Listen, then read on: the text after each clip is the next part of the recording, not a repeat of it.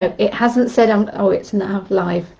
Sorry, it does the countdown, then it does a lull, and then I'm on or not. I'm probably on as soon as I press the button. Anyway, either way, hi guys, how are you doing? Welcome to another edition of Ambila Answers. Welcome to all the new people who have joined this week, and welcome to all the people who keep on joining. And welcome if you're new to my segment, if you've never heard it, know about me, or know anything I do. So I'm just going to do a little introduction. My name is Ambila. I'm a spiritual relationship expert, a tarot reader and energy healer, and I use tarot reading as well as my energy healing to help with regards to the coaching that I do. So we go a lot more deeper, we work with energies, and we really get to shift things, and along the way I help you to understand energies and how you can maximize that in your life. So the reason why I'm here, for the new people who don't know me, is that I'm one of the guest editors for this wonderful team, Female CEOs. And I also have a column in the Female CEO magazine that comes out every month called the Room for Relationships. So all of my articles and anything else you want to know about me is all kind of held in that little vault. So go and check it out. And you can also catch my past videos, because this segment has been running for over 2 months now. Yay! So if you wanted to see my previous videos, just go into the media tab and look for my strange face, and then you will see my previous videos and lots of segments of other stuff that I've talked about. So getting on to today. So today's topic I wanted to... Hi Trisha! So today's topic I wanted to talk to. See, somebody comes on and I'm completely out of sync. Sorry, Trish, not your fault. So the topic today is, how do you cope with change? And see, you just got a live example of how do you cope with change. Somebody came in and that was a change to my script and what I had in my mind. So how do you cope with it? Be adaptable, be flexible, just go with it. Okay, so back onto the topic. I don't know about you guys, but depending on what that change is going on in my life, sometimes I can find it to be quite difficult. And everybody knows. Thank you very much. Yes, I plugged it in because I followed what you said. Yeah, sorry, I was just commenting on Trisha's comment, which says, yay, check out the Room for Relationships. So I was just saying to her, yes, I plugged it in because I forgot last time. So change is unavoidable. We all know that. We can't stop it from happening, but it's about what do you do when it does happen. So the general way people have dealt with change is that you can go through fear and avoidance, which is basically, yeah, zipping up my lip, exactly. Depending on what that change is, you can either fear it and ignore it. So example could be that you get letters you don't want to open, mainly bills, debts, things like that that you don't want to be facing. So it's better to kind of just put them in a corner, hope it'll go away, and that you'll get round to it at some point. Hi Rebecca, thank you for joining, and good morning to you too. So you can kind of put it into the corner and then you can forget about it, and then you can kind of hope that miraculously the universe will take care of it. That's wishful thinking. Again, that also comes into what I just explained about ignoring the situation. You kind of, just avoid it. Think about the positives. Think about, okay, everything is fine, everything is hunky-dory, I'll just carry on the way things are. Or, like I did when Trisha walked in the room and I was like, oh, what to do? You can actually embrace it and go with the flow. You can actually look into the positives and see what's going on. So apparently, and the reason why I say apparently is because I always do research regarding my subjects I talk about. So there are 4 stages of accepting change, and I did not know that. So the first one we go through is the shock and disorientation, which is feeling confused and uncertain because you don't know what that is going to mean for you.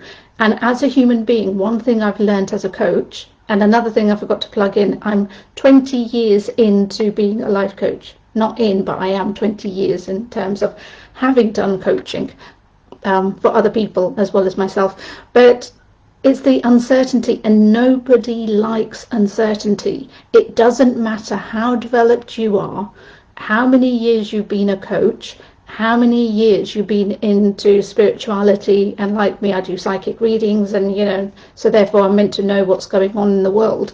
It doesn't matter. It doesn't matter that you have those tools. When you're put into certain situations, the first reaction may always be confusion and uncertainty, because we don't like that. We don't like that feeling of not being in control. And I've yet to meet one person who says, yep, I completely embrace not being in control. So that's the first stage. Another stage that you might have is anger. And anger may be because, again, it's something that you feel you can't control, and it's something that, i.e. COVID, the economy, somebody you love dearly passing away. All of those things are things that you cannot, under any circumstance, have any control over. And that can lead to anger, because one of our other stages that we like as human beings is to be able to control, to fix, to, get it so that we're comfortable in that situation. So anger is another thing. And then out of anger, you get to a point where you begin to accept what the new normal is. And a fun example that I want to use, that I think most people can relate to, not that I like to get into politics, but Donald Trump losing the election. So I would love to say that he's actually coming to terms with a new normal, but I don't think he actually is. But that's the thing, is basically he's gone through the anger, he's gone through the shock and disorientation, and now hopefully he'll come to that stage of accepting that actually that is the new norm of, change has happened and now I need to move forward. And then the last part is fully accepting that, okay, I've lost my job, okay, this business isn't working, how do I change things around, what do I need to do, and then finding solutions to move forward. So today's segment, not so big or talkative. Oh, I have 6 people. Come on, people, introduce yourselves. Thank you so much for joining me. But come and say hello, because I have no idea who you are, apart from just a number 6 that says I have 6 people watching. So thank you so much for being there for me and listening, and I hope you're enjoying. But put it in the comments, not that you're enjoying, but your questions and what you want to know about. So ways to help you cope with change, because this year has pushed us into so much that we've not been in control of. We've had to roll the dice and hope for the best, because every day is about change. And one thing, I woke up this morning and I thought, actually, one thing I've got to tell you guys is that we always think of change as the big things that happen in our lives, like all the things that I've described, job loss or moving home or getting married or, lots of other things. We think of that as being the milestones of change. They are milestones, but remember, every day you wake up is change, because you may change in terms of how you do your hair. You may change in terms of what you choose to eat. You may give up on something. Hi, Alana. You may give up on, things that you've done. So every day you're changing something, and that's something you've got to acknowledge and embrace. And it's kind of tuning into that, going, well, how am I dealing with that? And most of the time it's probably just getting on with it, accepting it, and, just gone from 1 to 4 really quickly without any resistance. And it's when we resist change, that's when a lot of the problems that's come into our lives. Because energies, as you know, I work a lot with energies are all about flow. So if at any stage we start to block that, and it doesn't matter if it's to do with money, if it's to do with love, if it's to do with your business, if it's to do with absolutely anything, if you bring a block into it, easy example is if you're walking down the street, you're flowing. But if you see a wall in front of you, that's a block. So if that, comes across in your life, it's kind of like, okay, what do I need to do about it? And if you resist it by going, okay, you know what, I'm going to do a U-turn, I'm going to go back home, then it's basically not accepting that actually that wall is there. What can I do to overcome it, go over it, go under it, go around it, whatever. You're not looking for that solution. So what I want to do today is leave you with 4 ways of helping you to cope with change. So one thing is, when change happens, focus on the positives that the change is bringing. So when you've been through the stages and, maybe let go of anger, maybe let go of avoidance and not, wanting to face it, actually really sit down and go, okay, what are the positives that this is bringing me? Because there's always 2 sides to the coin. There's always 2 sides to the coin. So if you're going to have negatives come in, there's always going to be positives on the other side as well. So look into what the positives are. Look into solutions. Look into how you can actually deal and take control of that situation. So if it is to do with debt, maybe it's taking, rather than allowing that to power you, take power over it. Okay, how can you manage that debt? It could be making those calls to your debt companies or your bills and utility providers, or working out something. But once you get in control of that, you'll feel better rather than avoiding it. While you're going through this change, we go through a heightened level of stress, because we'll go up, we'll go down, we'll go up, down, and that's the way stress works.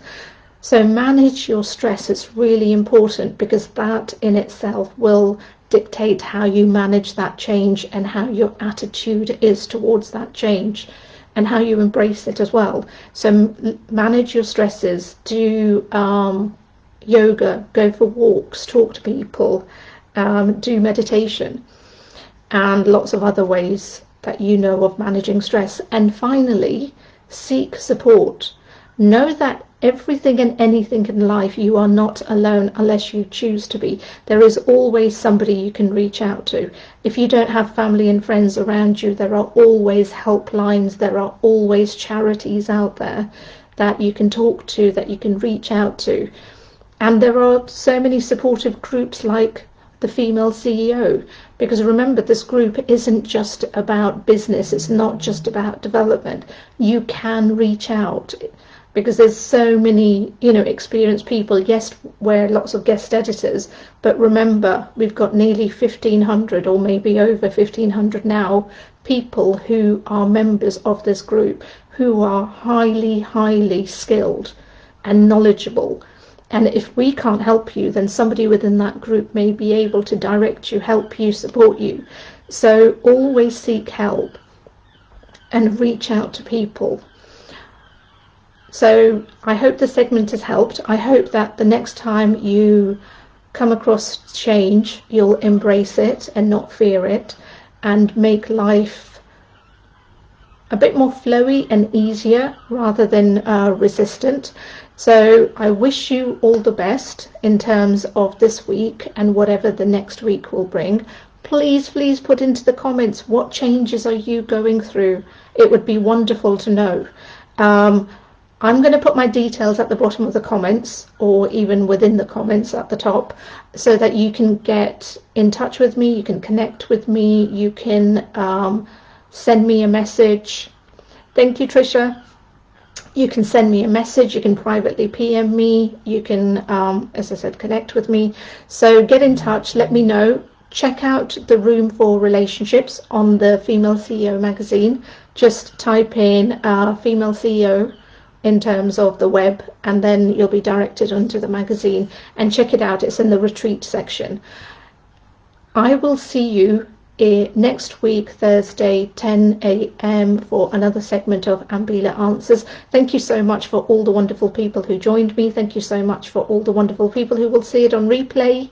And thank you so much for all the people who are listening and doing something else. I love you all. I wish you all a safe and wonderful week, weekend, and day. Enjoy whatever you're doing, and I'll see you next week. Take care, guys. Bye.